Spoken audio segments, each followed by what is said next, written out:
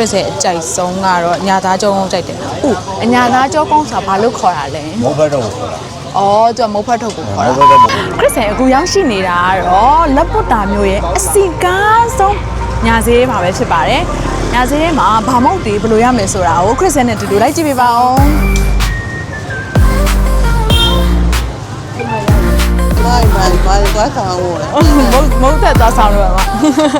ဟာChris တွေ့ရတာကတော့မြန်မာမုံဆိုင်ဖြစ်ပါတယ်မြန်မာမုံမှာဘာဝင်ကောင်းမလဲဆိုတာစဉ်းစားလိုက်အောင်ပါနော်မှရတယ်ဟုတ်ဒါအညာသားကြောကုန်းလားဟုတ်တယ်ဒါလေးအညာသားကြောကုန်းဒါ Chris ကြိုက်တယ်ဒီဟာလေးဟုတ်ဒါလေးဘယ်လိုရောက်လဲဒါတစ်ခု400တစ်ခု400ဒီရဲ့ကလောရဲ့3ခုဒီမှာလေမုတ်တွေကအစုံပဲအများကြီးပဲသိလားဒါပေမဲ့ဒီထဲမှာတော့ Chris ရဲ့အကြိုက်ဆုံးကတော့အညာသားကြောကုန်းကြိုက်တယ်ဟုတ်အညာသားကြောကုန်းဆိုတာဘာလို့ခေါ်တာလဲမိုးဖက်တော့ခေါ်တာအော်သူကမိုးဖက်ထုတ်ကိုခေါ်တာမိုးဖက်တော့ပုံစံမျိုးစလူဖက်နဲ့လို့စလူမိုးဖက်တော့အော်စလူမိုးဖက်ထုတ်ခေါ်တာဟုတ်ကိုရဲကြရထားလို့ရတယ်ရဲကြလည်းထားလို့ရတယ်ဟုတ်အဲ့ဆိုဦးဒါသမီးကို3တော့ရယ်ဒါကြတာဘာလဲဒါပူတင်ပူတင်2တုံးဒါကြတော့ဒါဆန်ရွှေကြီးဆန်လောရွှေကြီးအော်ဆန်လောရွှေကြီးဒါဆန်လောရွှေကြီးရဲ့အဲ့ဒါဆိုရင်ဒါကြဒါကလောဥအော်ကလောဥနော်ကလောဥအဲ့ဆိုဒီပူတင်2တုံးယူမယ်ပြီးရင်ဒီဟာဒါဟိုပါနော်ရွှေထမင်း2တုံးရယ်ဒီဟာကောင်းချင်းရွှေကြီးဟုတ်အဲ့ဒါ2တုံးဒါ2တုံးဒါ2တုံးဟုတ်တယ်ဒါကညစားမလားဒီညစားမှာဒီညစားမှာအောင်ကြီးပဲဟုတ်ကဲ့ဟုတ်ဒီညစားမှာရှင်ပြီးအညာသားကြောကုန်းက3ခုနော်4ခုလိုက်မှာဟုတ်ရောလို့ခါတယ်ဘာလို့ရှိလဲဟုတ်ဘာလို့ရှင်းနေကြလဲတော့ပိုကောင်းတယ်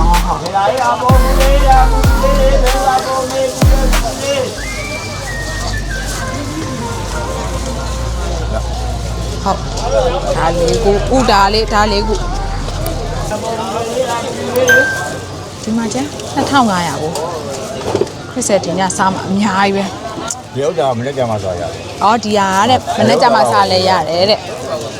ဟုတ်ကျေးဇူးတင်ပါတယ်ဟုတ်ဒီမှာ Chris စားဖို့တဲ့အော်ဒီမှာလဲအပုံ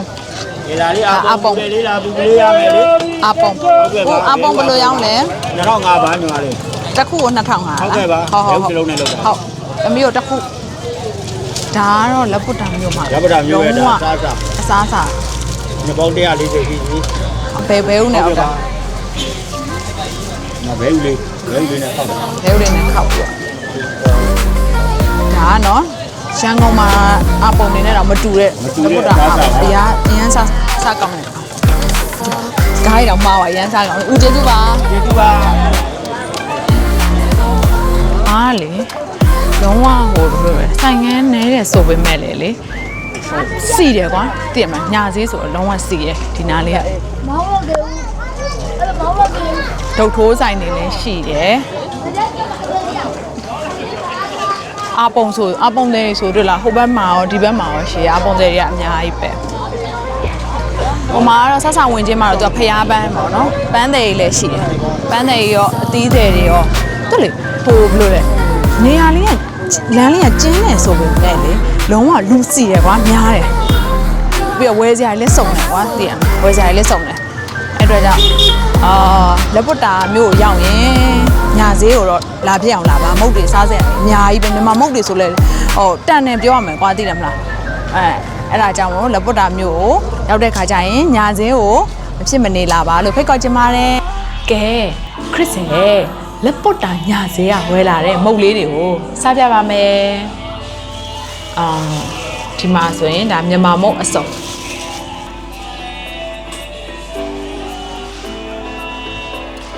ပါကောင်းချင်းရွှေတယ်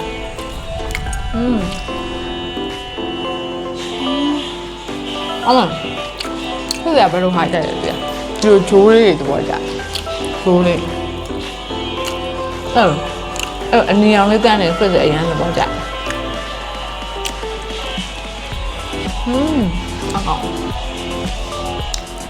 ုတ်ဒီတိုင်းစားလည်းရတာရှိတယ်အုံးလေးနဲ့စားရတယ်ကောင်းကြီးရတယ်စံစည်းကနှလုံးရင်းနေရကွာသူ သူ့ရဲ့အရသာလေးကဘယ်လိုလဲစိတ်ပြီးတော့ကွာငါစားကောင်းတယ်အရန်လည်းအချိုမများဘူး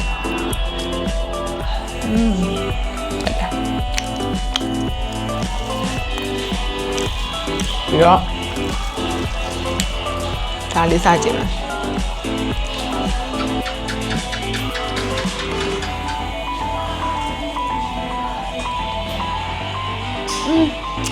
ကောင်းတော့ဒါအရင်ရှိရပါဟုတ်ရောOh sorry ခရစ်တယ်လေပြည့်တဲ့ကြိုမကြွေးပဲနဲ့စားနေတာ sorry ပါအရန်စားကောင်တော့စားပါအောင်နောက်ကြမှာကြိုးလို့စိတ်မဆုံးနဲ့တော့ခရစ်တယ်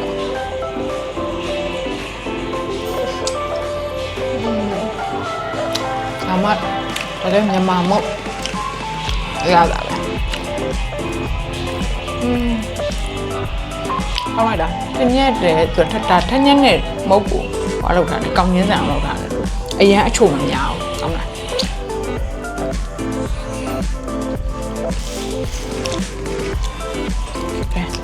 ဒီမှာမူလေးစားထား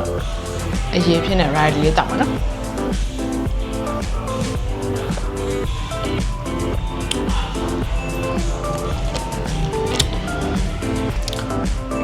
ကဲနောက်တစ်ခုခရစ်ရဲ့အကြိုက်ဆုံးစားညာသားကြောကုန်းမှန်းဖြစ်ပါတယ်အညာသားကြောကုန်းမှာညာသားကြောကုန်းကလည်းမကြည့်ပါဘူးတန်နေရောပဲကဲစားမယ်ကွာမချာကောက်တော့ဟောလေကောင်းရင်းတုပ်လိုမျိုးပဲထုံးလေးဖတ်လေးနဲ့ထုံးတာ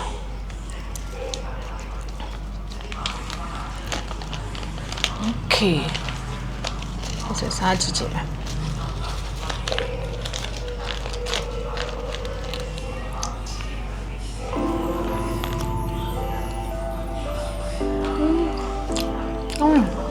ထဲမှာရတယ်တညက်ရင်နဲ့အောင်ဒီနဲ့အဲ့ဒါကြည့်လား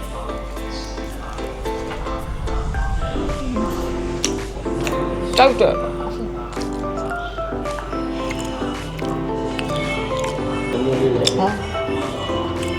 ပြောနာမည်တမျိုးလေးပဲနော်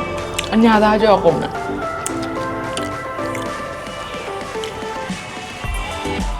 အမှန်တော့အဲ့ဆိုင်ကဦးလေးကိုမေးခဲ့ရတာသူကအမှန်တော့မုတ်ဖတ်ထုတ်ပါမယ်တဲ့သူကတဲ့ဆက်လူဘက်နဲ့ထုတ်တယ်မလို့အမှန်ဆက်လူမုတ်လို့ခေါ်တာသူမုတ်ရတယ်ခေါ်ပြီးဖေဖေနဲ့အညာသားကြောကုန်ဆိုပြီးဖြစ်သွားအော်အဲ့လိုလေအောင်ဒီနဲ့ထင်းထင်းနဲ့ကိုအဲ့လိုလေရှိုးထိုးထားတဲ့ပုံလေးကွာအရင်ကောင်းအပြင်ရတာပါကောင်းရင်းနဲ့တော့ပဲကောင်းရင်းသားလေးရတယ်အိဖတ်နေရောပဲအရင်စားကောင်းတော့ကြိုက်တာပြီးတော့နောက်တစ်မျိုးလက်ပုတ်တာမျိုးမှာလုံးဝလက်ပုတ်တာအပုံဆိုရင်နော်ဘယ်သူမှလိုက်မမေ့ဘူးကဲလက်ပုတ်တာမိုးရဲ့အပုံဘဲဥလေးနဲ့လောက်ထားတယ် Oh my god ဒါကတော့ဘာလေးလဲဆိုတော့ blind box လေးဖွင့်မယ်နော်ခရစ်စဲတခြားလားမသိအိုးဟုတ်ပါတယ်တခြားတွေပါတခြားလေးနဲ့ဒီလိုလေး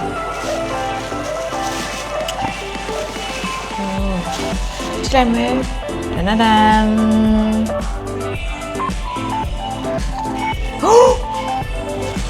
ဘေးသားကျွတ်လေးအကျွတ်လေးချိန်မသိအဲ့လိုပါလေဟုတ်တာပေါ့နော်ဘဲဥနဲ့လောက်ထားဆိုတော့လေးမှာလဲဘဲဥအကျွတ်ကြော်လို့ဟိုအကလို့ပုံစံလေးတွေ့လားအဲ့ဒါကိုခရစ်စဲစားမယ်ထည့်လိုက်ပါပြီဟူးဟုတ်ချာကဲအရင်စားချင်နေတဲ့အပုံလေးကိုတခြားလေးနဲ့တို့ပြီးတော့ဟောဒီလိုလေး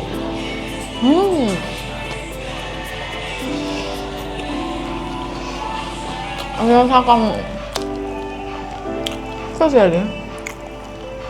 မမမို့လေအကောင်လုံးကြိုက်နေရောပါ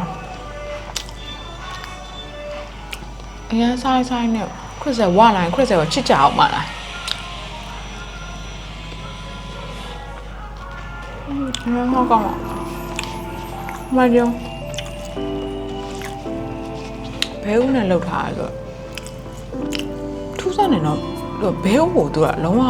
ခလောက်လိုက်တာလားမကြောက်ဘူးအနှစ်တည်းပါရအောင်မရှိတော့ဘူးနဲ့ဘယ်လိုလဲချုံမုံသားနဲ့တွေ့သွားတော့တော်စိတ်ပြီးတော့စားကောင်းတယ်ရတာဟုတ်စေပြောမပြတတ်လောက်စားကောင်းတယ်ကောင်းလိုက်တာလိုက်ဖက်နေတော့ဗျကြားလေးနဲ့ဒီတိုင်းစားလိုက်ရတာရှိတယ်စိတ်စိတ်လေးဆိုတာလေ